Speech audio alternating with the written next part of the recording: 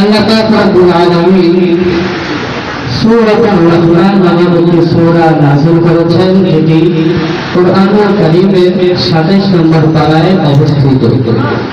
আপনারা সকলেই জানেন এই সূরাটি তেলাওয়াত করতে যতটা ভালো লাগে, যতটা মধুর, এরকম মধুর সূরা অন্য কোনো আয়াত বা অন্য কোনো সূরা নেই আমার জানা মতে। এতটা মধুর এই সূরা। এই সূরার ভিতরে মহান আল্লাহ পাক রব্বুল আলামিন অনেক নাজ এবং নিয়ামতের কথা উল্লেখ করেছেন।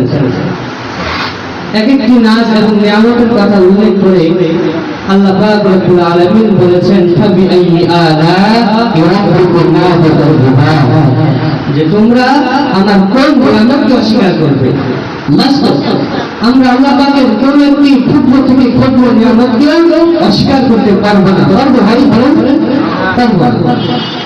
আল্লাহ পাকের নিয়ামত আমরা সব সময় ভোগ করতে থাকি, কাফের বেঈমান মুশরিকরাও ভোগ করে।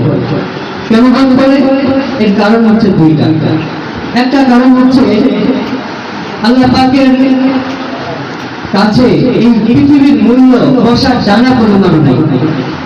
যদি মশার জানা পরিমাণ মূল্য থাকতো, তাহলে এই পৃথিবীর ভিতরে কোন কাফের, কোন মুশরিক, কোন বেঈমান, কোন মুনাফিককে আল্লাহ পাক রব্বুল আলামিন একসাথে পরিমাণ পানি পান করতে দিতেন না।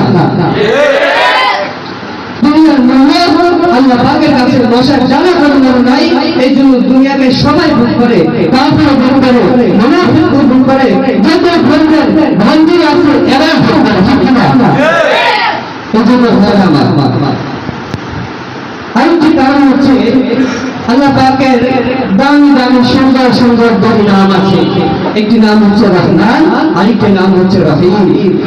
আল্লাহ পাকের রহমান নামের ওসিলায় পৃথিবীর সবাই আল্লাহ পাকের দয়া পাইতে থাকে। আল্লাহ পাকের দয়া এত সুবিশাল, যার কারণে একটা মুনাফিক আল্লাহ দয়া পায়, একটা কাফের আল্লাহ দয়া পায়, একটা বেঈমান পর্যন্ত আল্লাহ দয়ার আন্তরিকতা থাকে। কিন্তু কিয়ামতের মাঠে আল্লাহ পাক আর রহমান থাকবেন না, সেদিন হয়ে যাবেন রহিম। আর যখন রহিম হয়, তখন কোনো মুনাফিক দয়া পাবে না, কোনো বেঈমান দয়া পাবে না, কাজী আলিমের মতো এরকম গুরুত্ব দিয়ে দয়া পাবে না। সেদিন দয়া হবে একমাত্র মুমিনদের। আমি আয়াতে কারিমা তেলাওয়াত করেছিলাম। আল্লাহ পাক রব্বুল আলামিন কোরআনুল কারীমের মধ্যে বলেন,